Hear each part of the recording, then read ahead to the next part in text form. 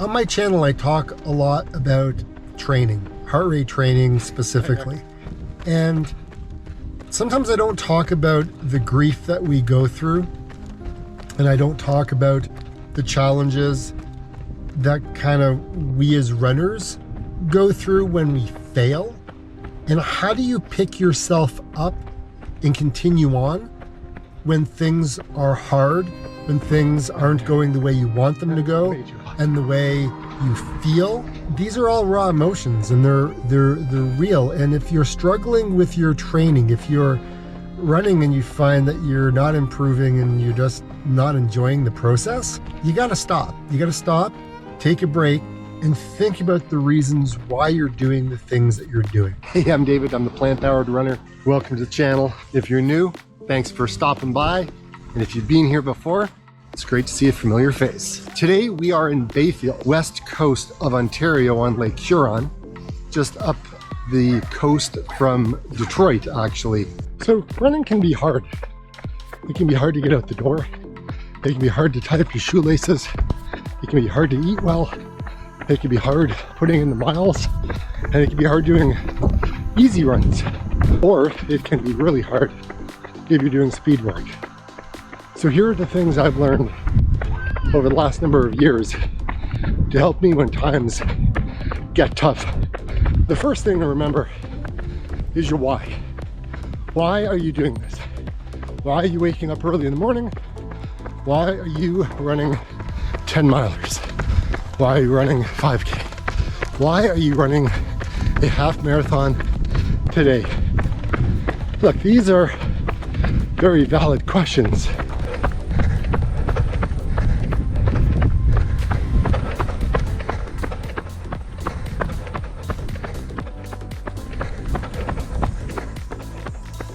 So if you dial in your why, you will be able to endure anyhow.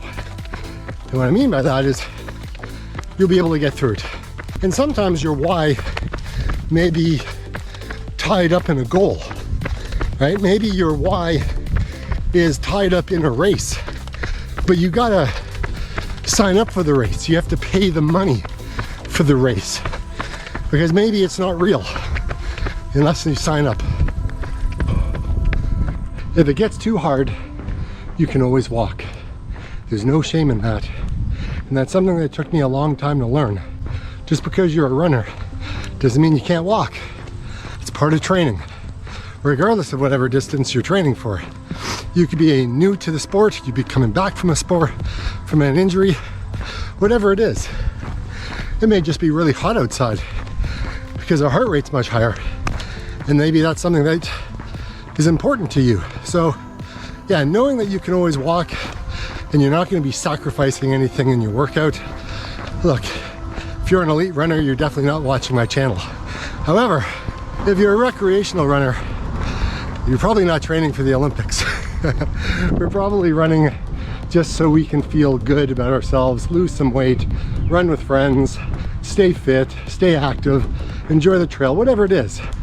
Walking is okay. Walking is okay. Okay, walk break's over. Time to keep running.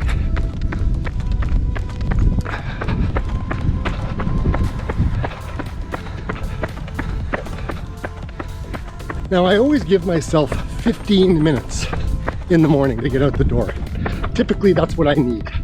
If I can't get out the door in 15 minutes, there's a problem.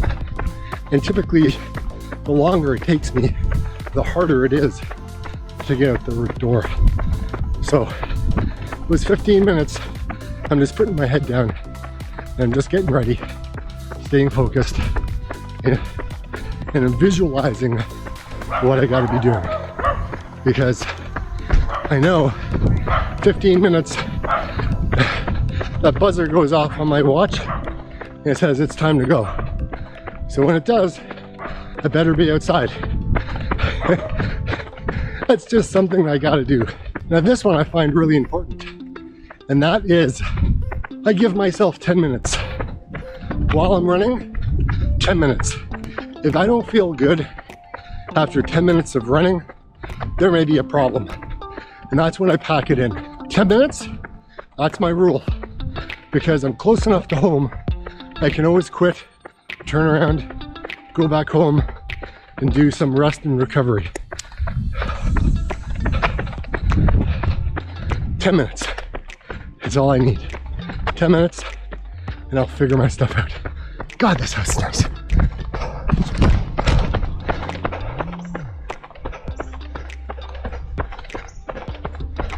Visualization really helps me when I'm having a hard time. Because what I tend to do is, if I've got like another 5K left, I think of my route that I run in the morning, and I envision myself running that route. So that way in my head, I have an idea as each passing kilometer goes by where I would be if I was at home. It really, really does help. And I've used this in a number of races, specifically in my 50 miler, because that was flipping hard. When the going gets tough, the tough get going. It's true. When I was running my 50 miler, I literally just had to drain out all the noise, all the fear, all the anxiety, and all the worry, and all the self-doubt out of my head, because it wasn't serving me at all. Like, if you listen to that chatter, the chatter becomes louder, and as the chatter becomes louder, they start to take hold, and before you know it, you're sitting there on a lump on the side of a road, just playing the victim card, allowing it to get to you. Yes, it's gonna be hard. Yes, it's gonna suck. Yes, there will be pain. Running is not an easy sport. It takes a toll on your body. The pounding of your feet on the concrete, tripping on the rocks, on the trail, and the endless circles on the track of mind-numbing insanity. Look, you guys can all relate, I'm sure, at some point on any of these things that I've talked about. But if you want it, you want it. Self-talk goes a long way. Listening to certain people around you will influence the way you perceive things, whether you know it or not. That grandmother on the side of the road with a big cowbell screaming for her grandchild to run, and she can make it, or he can make it. You know what that feels like. Strangers cheering for you endlessly, right? Because you're doing something that is something that brings joy into your life. It's something that, we have to train for. It's not something that we're innately, proficient at. And if you are, kudos to you. I wish I had your genes. I gotta work hard for all of the gains in my life, and putting in the miles day in and day out gets me closer to those goals. Sometimes you may not be able to run anymore.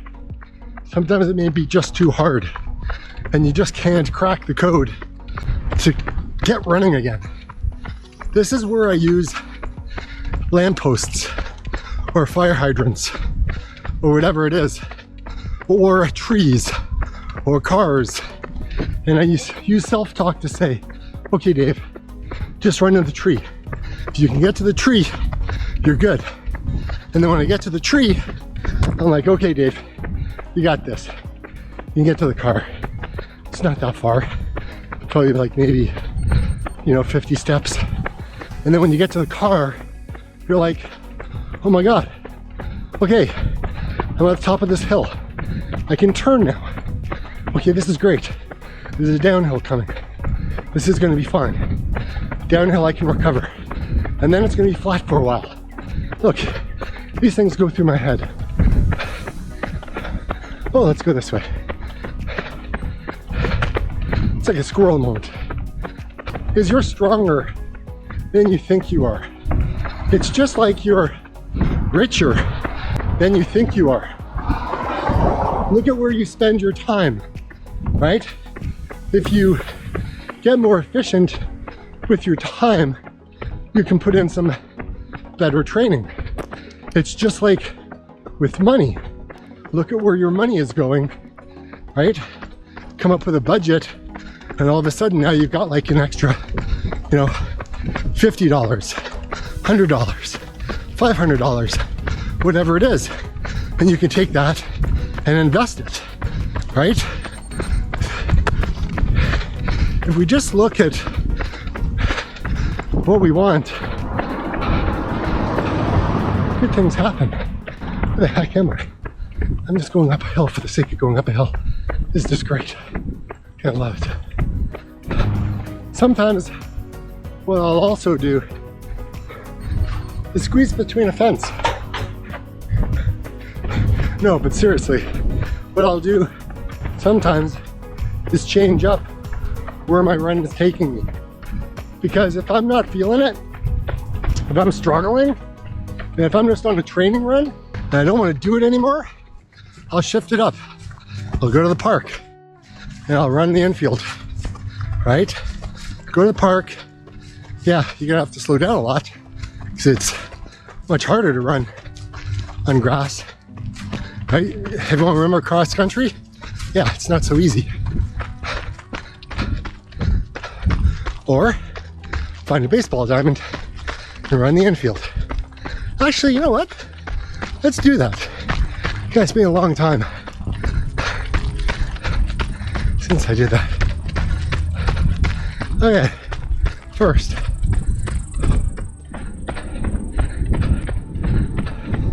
Second.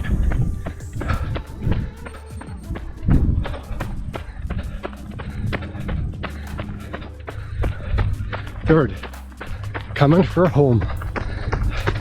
Yeah, baby. Time to high five your partners.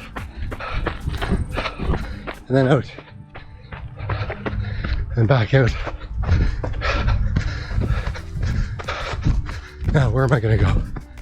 Being tied to a number on your wrist, really what that's showing you is it's where your fitness is at the moment. And I was reading an article that talked about temperature and how it affects our running.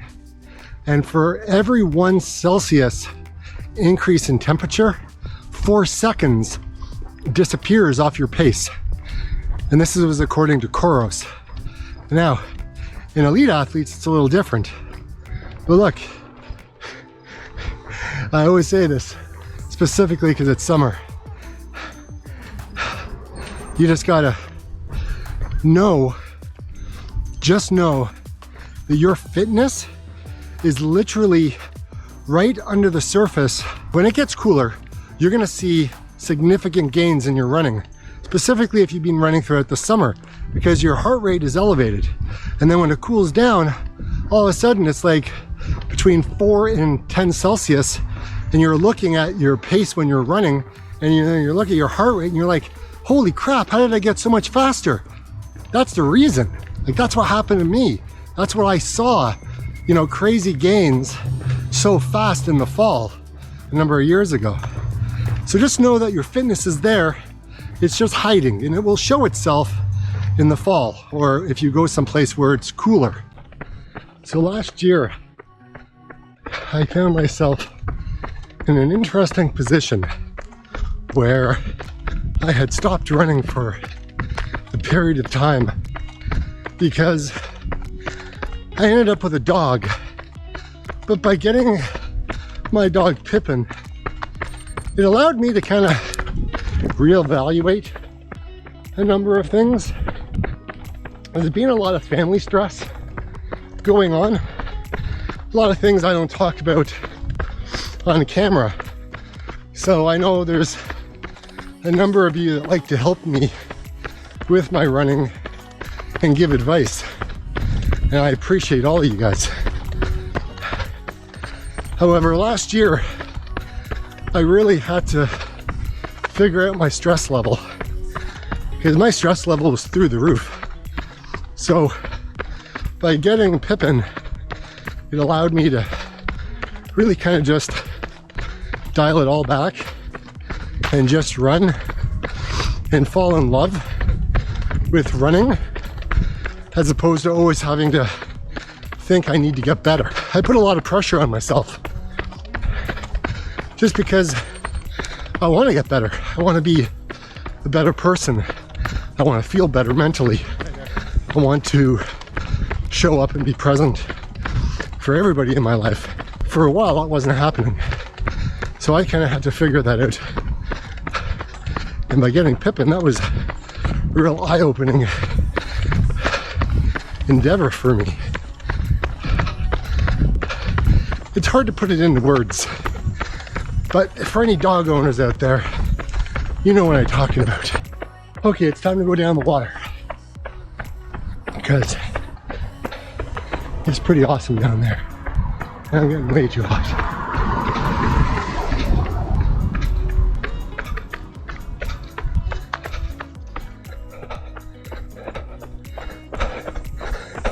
Cool little park.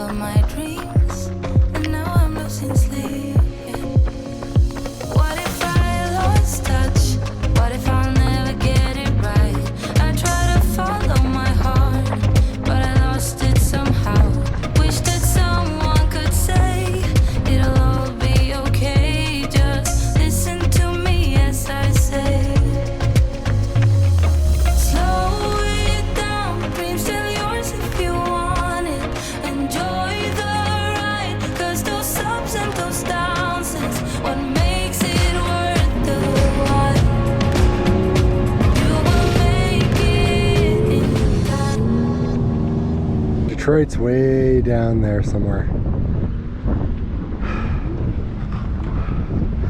And the US of A is all the way over on the other side of Lake Huron. And up there is Tobermory. Sault Ste. Marie area. Oh, I think I may have to go in, get cleaned up.